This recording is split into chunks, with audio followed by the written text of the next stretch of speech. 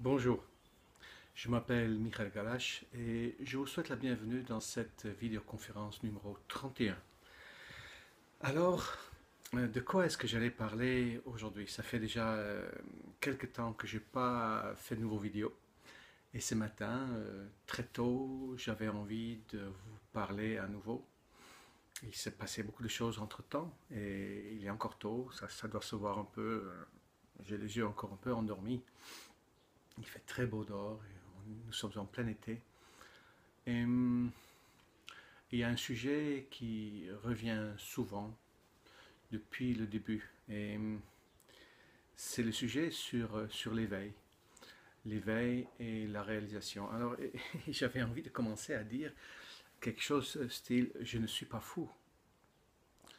Euh, Souvent, les gens me disent que je suis compliqué, que, que ce doit être pas facile de vivre avec moi. Euh, Moi, de mon point de vue intérieur, je n'ai pas cette impression. J'ai l'impression de fonctionner très simple. Euh, Comment c'est possible? Comment ça se fait? Je ne suis pas fou. Peut-être juste pour honorer un ami, j'ai mis les t-shirts qu'il m'a offert. Peut-être je suis un peu alien. Euh, ça, ce n'est qu'une plaisanterie, bien évidemment. Même si peut-être nous le sommes, hein. Euh, Comment ça se fait?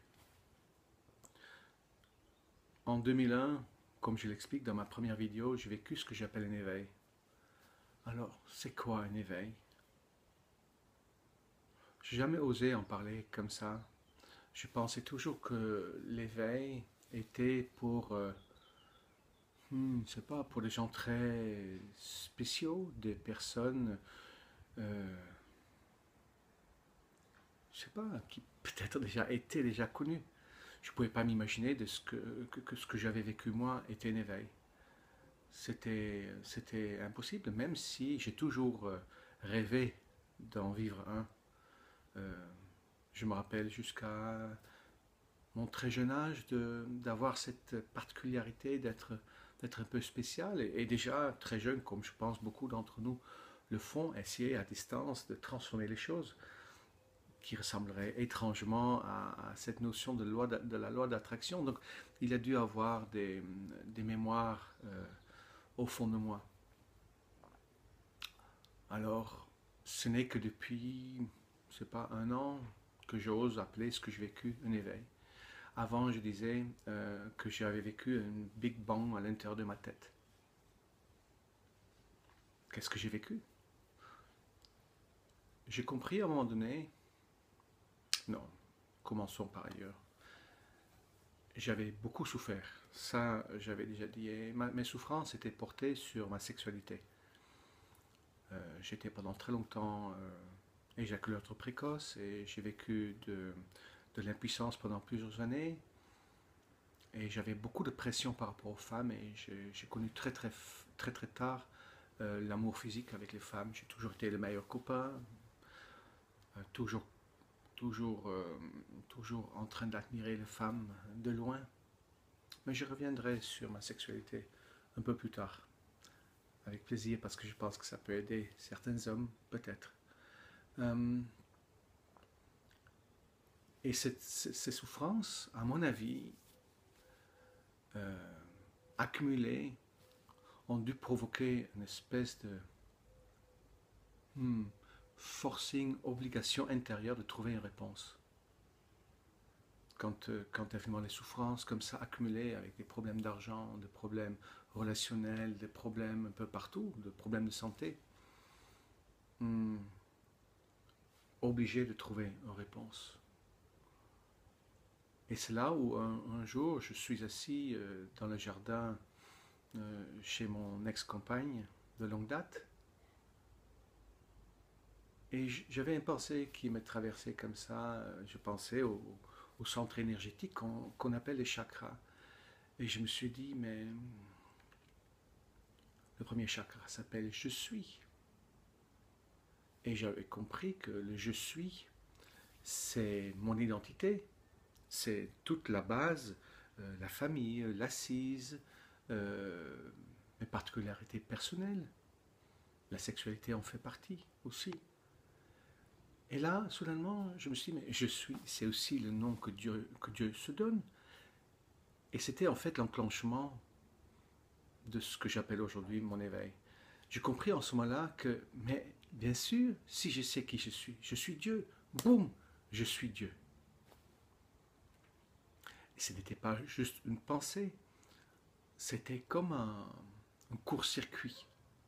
Comme si soudainement, un choc énorme, ça m'a provoqué vraiment quelque chose de très fort, a fait que toutes les prises étaient débranchées et rebranchées ailleurs, comme si tout ce que j'avais déjà senti et compris de l'intérieur se conjuguait, trouvait leur juste place. J'ai compris en ce moment même que j'étais Dieu, que je n'avais pas besoin d'avoir peur, que je pouvais faire de ma vie ce que je voulais, et qui j'étais surtout. Je savais qui j'étais. Hmm. Et ça, c'était quelque chose de bien sûr assez extraordinaire, surtout qu'à partir de ce moment-là, ce que je pensais se manifestait relativement vite devant moi. Et je le sentais. Je sentais cette connexion intérieure qui avait trouvé une certaine justesse. Et je me suis caché derrière la télévision pendant 3 mois, je me souviens, pour surtout ne pas penser à des bêtises, pour ne pas attirer vers moi les bêtises. Et c'est comme ça que j'ai décidé de devenir relation d'aide. Et depuis ce jour-là, euh, tout est venu spontanément. J'ai décidé d'accompagner les gens. Je le faisais déjà, mais j'ai décidé de le faire de cette manière-là. Et ça a été très spécial parce que les outils me sont venus comme ça, et les gens me sont venus facilement. Tout est venu facilement. Mais c'est quoi en fait, donc cet éveil? Il y a beaucoup de gens qui en parlent. Et moi je dirais que l'éveil, c'est le fait de se réveiller à quelque chose. Moi je dirais c'est de sortir de son sommeil. Un éveil, awakening, se réveiller. Se réveiller à l'illusion. Je savais en ce moment-là que tout est illusion. C'est comme si le branchement avait ouvert un espace vers une connaissance non apprise, que j'avais peut-être déjà entendue, certes. Euh, j'ai l'avantage de ne pas avoir beaucoup lu. J'ai un œil paresseux puisque il y a une cicatrice sur la pupille, donc il fait que si un livre ne me passionne pas, je ne le lis pas. Donc j'ai pas beaucoup de culture spirituelle par rapport à ça. En général, ce qui me passionne, c'est des romans, ce que j'appelle initiatiques, des belles histoires spirituelles. Mais sinon, si je lis quelque chose que je connais déjà, ça ne vaut pas la peine. Et si je lis quelque chose que je ne connais pas, en général, ça ne m'intéressait pas. C'est un peu bizarre. Donc, c'est comme si cet éveil, cet état, ce satorise, comme on dit aussi, a ouvert un espace vers une connaissance importante. Et c'est rigolo quand il y a 2 ans à peu près, pour comprendre ce que certains de mes patients vivaient quand ils prenaient des drogues, j'ai pris moi-même de la marijuana ou cannabis en tout cas, j'avais fait des pommes au four. J'ai vécu en fait un état que je connais parfois et qui est proche de cette connexion ouverte. Il m'arrive depuis une quinzaine de fois de ne plus savoir où je suis, qui est la personne en face de moi. Et de continuer à parler, très souvent c'est provoqué par ma parole quand je suis devant un groupe et je parle, et soudainement je me déconnecte. Je pensais que je me déconnectais, aujourd'hui j'ai compris qu'en fait il y a une connexion par ailleurs parce que je continue à parler, mais je sais pas, je n'ai plus accès à tous mes tiroirs. Mais par contre, les mots viennent comme ça. Et, et quand je pris donc la pomme au four, je me trouvais dans le même état. Et je savais donc que l'information que je trouvais n'était pas une maladie, mais qu'il y avait vraiment quelque chose qui s'ouvrait. Oh, avec la plante, bien sûr, j'avais aussi des sensations plus fortes et je voyais des choses.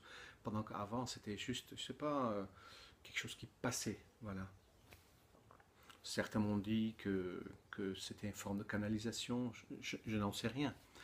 Mais ce que je veux seulement dire, c'est que l'éveil m'a provoqué une espèce de connaissance non apprise. Comme si j'avais accès, au-delà de mes tiroirs où je stockais mes informations avant, à autre chose. Alors maintenant, il y a beaucoup de gens, quand j'ai fait mes classes, des classes que j'animais, il y avait, je pense à une personne en particulier qui dit, mais j'aimerais vivre l'éveil, je ne vis pas l'éveil. Et je me rappelle que je lui expliquais que ça n'a aucune importance en fait. C'est pas cet éveil que j'ai vécu, que je reconnais. Quand d'autres le vivent, je reconnais. Il y a des choses qui sont similaires, comme Eckhart Tolle. J'entends un langage qu'il exprime, des repères qu'il utilise, que j'utilise aussi, et je l'entends chez d'autres aussi. Et c'est ça qui, par comparaison, m'a fait comprendre que c'était réellement un éveil que j'avais vécu. Mais cette personne disait, mais j'ai dit, mais tu n'as pas besoin de vivre ça. Tu peux avoir cette compréhension d'un coup, mais tu peux aussi, comment dire, avoir des petits satoris, des petites prises de conscience qui t'amènent dans le même état. Pour moi, l'éveil, tel que c'est connu, c'est considéré comme un grand boom. Mais ce n'est pas nécessairement d'être un grand boom, ça peut être, comme je dis, des petites compréhensions qui amènent au même état. Pour moi, un être éveillé, c'est un être qui est réveillé, c'est un être qui sait qui il est, qui a compris qui il est, et qui sait qu'il vit dans une illusion. Et l'état d'éveil est donc pas une finalité. Une fois que j'ai compris qui je suis, et que je sais que je suis Dieu créateur d'une illusion me permettant de faire l'expérience de qui je suis vraiment, Dieu, à partir de ce que je ne suis pas, l'ego. À partir du moment que je sais ça, mais il faut encore le vivre. Donc il y a plusieurs étapes. Il y a l'étape avant l'éveil, et c'est un peu méchant, mais parfois je traite de personnes qui ne sont pas réveillées, qui ne sont pas conscients d'être conscients, comme des moldus, ou comme des... Ah, c'est pas gentil, mais ok. Comme des moldus, ou comme des plantes. Mais je sais très bien que c'est des parties de moi. Je ne les juge pas. Je sais que tant qu'il y a des personnes comme ça en face de moi, c'est que je ne suis pas arrivé à la réalisation. Après, une fois qu'on a l'éveil, le truc c'est d'aller vivre ce que tu as compris. Et la réalisation, c'est que tu as réalisé, tu as su vivre l'absence de peur. Parce que l'état de Dieu que nous sommes, c'est l'absence de peur. Et l'ego est la peur parce que l'ego n'est pas conscient qu'il est créateur de son propre histoire. C'est quoi l'ego? J'en parle dans une autre vidéo, mais l'ego ce n'est rien d'autre que la croûte énergétique, c'est de l'énergie, mais qui ne sait pas ce qu'il est vraiment, et donc qui s'identifie à son ressenti, à ses vêtements peut-être, à son apparence, à son sexe, à ses pensées, à son histoire, à son affiliation familiale ou à son compte bancaire. Il ne sait pas l'ego. Et l'ego est très important parce que c'est l'ego qui est le véhicule qui me permet de faire mon expérience. C'est l'ego qui à un moment donné peut dire, mais d'accord, j'ai compris, je sais qui je suis vraiment. Je sais que ce que je pensais être, ce n'est pas vraiment moi, c'est ce que je ne suis pas, mais ce que je ne suis pas me permet de faire mon expérience vers ce que je suis vraiment.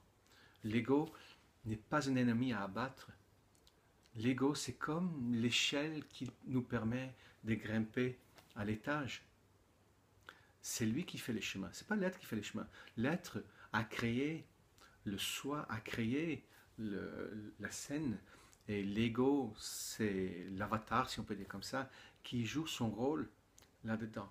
Donc il n'y a aucun jugement par rapport à ça. Donc l'éveil, c'est ça. Et pourquoi je dis je ne suis pas fou? pourquoi, effectivement, les gens ne me comprennent pas. C'est parce que je n'ai simplement pas les mêmes critères que la plupart des gens. Il est logique que si je fonctionne à partir de mon ego, je fonctionne à partir de ce qui m'intéresse, de mes préférences, voilà, d'un choix que j'ai envie de faire. Attention, ça arrive bien sûr, parce que tant que je ne suis pas réalisé, c'est comme je dis, c'est dégressif. Au fur et à mesure que l'espace de l'ego diminue ou que l'ego s'adapte à l'être, mon espace d'être grandit. Au fur et à mesure que mon être existe et ma réalisation prend place, euh, euh, mes actes seront plus portés par l'amour. Et je dirais, l'amour n'est pas je t'aime, tu m'aimes. L'amour, c'est l'absence de peur.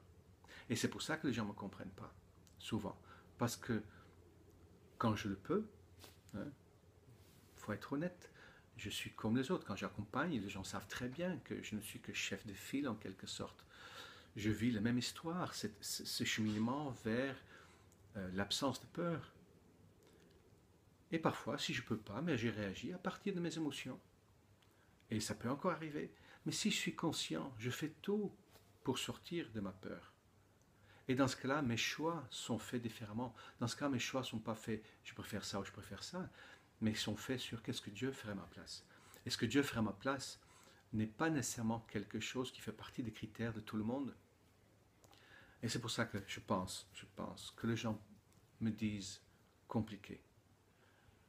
C'est-à-dire que je choisis avec d'autres critères. Mais quand j'accompagne les gens, j'utilise le cadre de référence de l'absence de peur. Je regarde toujours, mais où est-ce que c'est la peur et où est-ce que c'est l'amour pour cette personne? Et dans son choix, quand est-ce qu'il va valider son côté égo et quand est-ce qu'il va valider le côté de son être? Et j'essaie de lui montrer le choix qu'il a pour qu'il puisse effectivement se faire du bien et arrêter de faire obstacle à son propre bonheur. Parce que c'est ça qui est chouette, quand nous faisons le choix qui va vers l'amour, même si ça a l'air difficile, mais nous allons vers l'amour. Aussi simple que ça. Et juste pour enlever aussi le malentendu, c'est pas parce que quelqu'un a vécu l'éveil qu'il est donc, vous avez peut-être déjà compris, c'est pas parce qu'il a vécu l'éveil qu'il a déjà réussi tout. Non, l'éveil c'est juste, voilà, je me réveille. Mais quand tu te réveilles, mais il va falloir commencer à vivre. Et c'est pas parce que j'ai vécu un éveil que je me suis libéré des paroles dures parfois. Les paroles peuvent être dures parce que c'est la manifestation de l'absence de peur aussi. Quand je suis les signes et les signes me disent maintenant c'est le temps de faire ça et je me rends bien compte que de faire ça c'est quelque chose de difficile pour moi, mais je vais le faire ça. Pour moi qui a été gentil comme beaucoup d'hommes entre nous, beaucoup de femmes aussi, pendant toute ma vie, de me mettre en colère est extrêmement difficile et ces derniers temps, je me mets en colère beaucoup. Et c'est pas pour autant que c'est une sainte colère, non, c'est l'audace de vibrer là-dedans aussi. Même si, en le faisant, je peux peut-être enclencher davantage de colère. Donc l'ego vit l'expérience de traverser ses peurs et d'aller vers l'amour et d'affronter ce qui est difficile pour lui. Affronter l'absence d'amour des autres, le rejet, de montrer en tout cas qu'il n'a pas peur. Donc, encore une fois, le fait que j'ai vécu un éveil ou que d'autres ont vécu d'éveil, ça ne veut pas dire qu'ils sont arrivés, qu'ils parlent comme Jésus. Remarque, Jésus, il a bien été à un moment donné très en colère quand il a viré le marchand du temple. Il avait simplement pas peur. Il n'avait pas peur de quoi, au fond? Il n'avait pas peur d'être profondément fidèle, intègre à ce qu'il était. Ce qui est beau, c'est que quand un être qui a compris, un être éveillé, est fidèle et intègre à ce qu'il est vraiment, mais dans ce cas, il est fidèle et intègre à quelque chose qui est profondément juste. En tout cas, il y a grande chance que c'est juste. Si c'est mon ego qui est en colère, mais il est possible qu'il défend son beefsteak. Quelque chose de l'ordre de peur de perdre quelque chose. Voilà, j'espère que j'étais j'étais clair dans mon langage. Je me rends compte quand je m'écoute que c'est pas nécessairement évident à comprendre. L'éveil, c'est une belle chose, mais ce n'est pas une fin en soi. Ce n'est qu'un début. Et il y a beaucoup de gens qui sont éveillés et qui ne se rendent pas compte qu'ils sont éveillés, mais ils le sont déjà. Et je pense qu'un être réalisé, mais il est peut-être déjà plus de ce monde, ou si il passe dans la rue, mais vous allez peut-être juste vous rendre compte que vous regardez la personne, mais vous ne savez peut-être pas pour ça. Un être réalisé n'a pas besoin ni de faire des vidéoconférences, ni de prouver quoi que ce soit, ni d'aider, ni de sauver, parce qu'il est un être réalisé. Et, et le chemin de l'éveil à la réalisation, c'est un cheminement comme une course d'obstacles où celui qui parcourt la course d'obstacles est conscient que chaque obstacle l'amène un tout petit peu plus vers sa véritable identité, vers la manifestation de sa véritable identité. Donc l'augmentation de sa vibration et en fait, encore une fois, comme je l'ai déjà dit dans une autre vidéo, ce parcours fait de lui rien d'autre qu'un être absolument normal. Voilà, j'espère que vous avez passé un bon moment et je vous dis à très bientôt.